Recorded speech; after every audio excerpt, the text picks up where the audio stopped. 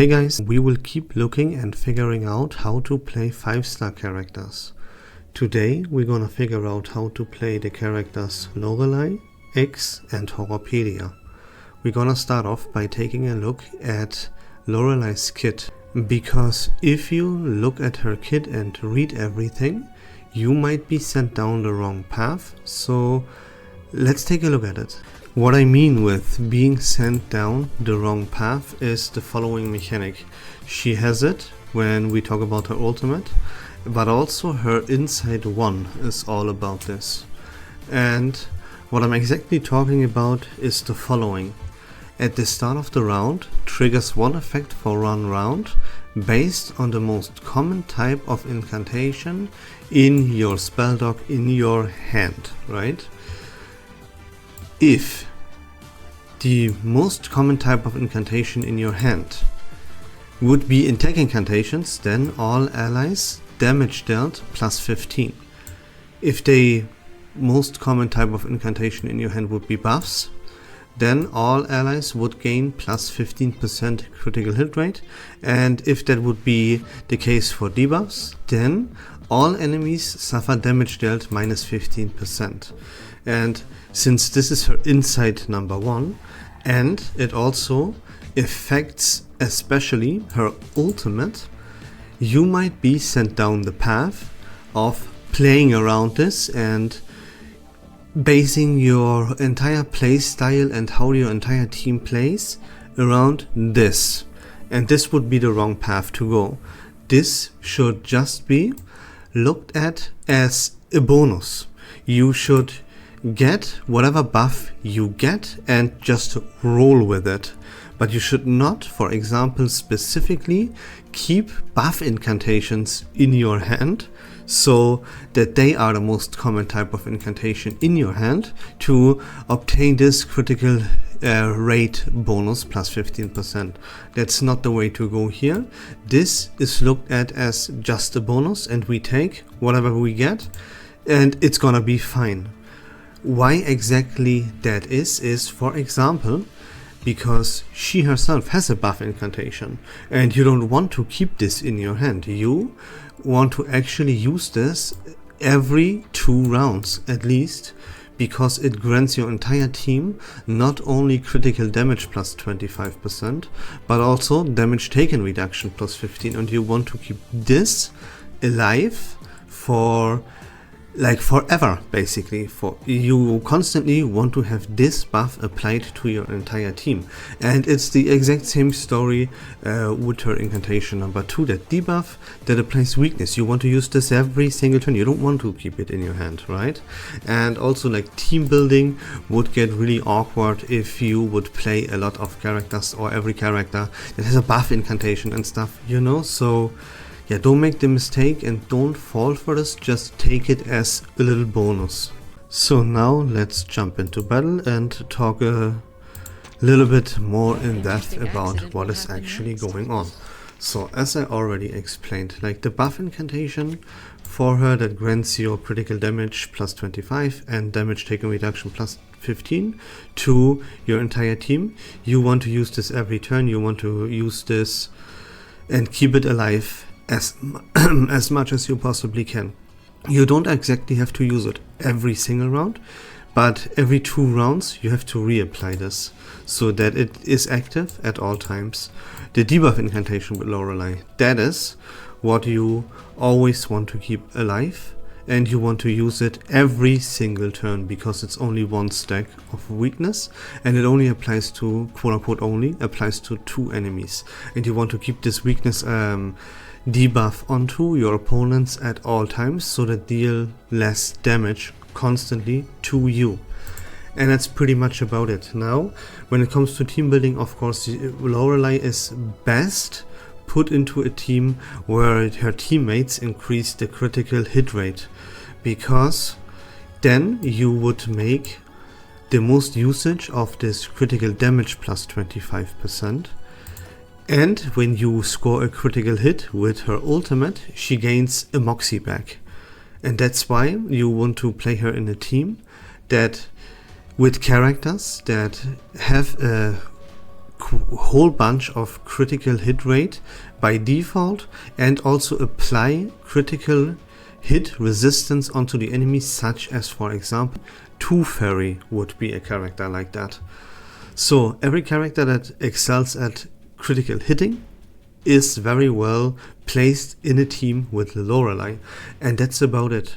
You keep the buff alive, you keep the weakness alive on all of your opponents at all times, and then you see that you unlock your ultimate and you pray that you actually score a critical hit there. And that's how you play Lorelei. Like, it's super simple and very easy to understand. Just every 2 rounds buff, every single round debuff, and then unlock your ultimate. Let's actually do this real quick and pray that you score a critical hit so that you gain your moxie back, and that's it, right? That's it. She provides like the critical damage. She makes it so that your team takes less damage. She makes it so that the enemies deal less damage, and therefore your sustainability for your team is actually quite nice. And she also improves the overall damage output by increasing that critical hit damage. Now, of course, you can keep her inside one in mind, you know. Remember that when the most amount of incantations you have in your hand when you cast this ultimate are attack incantations, you would deal increased damage, right? So the best case scenario would be to have buff incantations in your hand as much as possible, because that would increase her critical hit rate. And remember, when her ult crits, you gain a moxie back. That would be the best case. If you can't make that happen, it is honestly kind of whatever, it doesn't matter. So you keep using her debuff and then go from there and do whatever, right? But you can see that Lorelei is not a complicated character to play at all. It's very straightforward, really easy to understand, and all you have to care about is if you want to min-max what she does, then place her with teammates that excel at critical hits. Now we can already move on to the character X, and he is not much more complicated than Lorelei. So every time you would dispel a buff or even the counter status from one of your enemies, you would inflict silence onto them so they cannot cast spells. In order for you to do that though, you would have to, for example, use your incantation number 1, as this will get rid of the counter status from your opponents, but only if you have it at rank 2. You can see this right here. It only would deal reality damage. The numbers are quite good. He hits for this 200, and that's what a 5-star wants to do, right? His numbers are good, so it wouldn't be too much of a concern. But let me show you that if you rank this incantation up, then it would actually evolve and gain an additional effect. Now it also dispels all counter statuses from your opponent, right? From this one target. And if you would do that, you would silence this target thanks to his insight number 1. This is also the same case for his incantation number 2. It deals reality damage 200 as it should. But if you rank it up, let me do that, then you will see that it dispels all positive statuses, all buffs from the opponent. And if you do that, you silence your opponent. And that's what X is all about when we talk about his incantations. Now the true factor and the core reason why you would play a character like X is his ultimate. So let's unlock his ultimate, and then let me explain what it does. It's very simple. I can explain it already. You will hit all of your opponents with a mass attack that deals low amounts of damage, just a little bit more than your incantations would. So that's a little bit underwhelming, you know. But wait, let me gain the moxie for him. There we go, we have 5. What the kicker is that it inflicts Moxie -2 on all of your opponents, and thanks to his Insight 3, he would also inflict Disconcert on all of your enemies. So not only do all of your opponents gain Moxie -2, but they also cannot gain Moxie for the next turn, right? You lock them out, you take Moxie away from them, and for one turn you lock them out of gaining Moxie. That prevents your opponents from using their ultimate, and it slows them down quite significantly. This is an effect that is pretty useful in even some pretty high-end and difficult content, because some stages actually require you to stop your opponent from using their ultimates at all costs. And X is not a bad option to accomplish and fulfill this job. And that's how you play Lorelei, that's how you play X.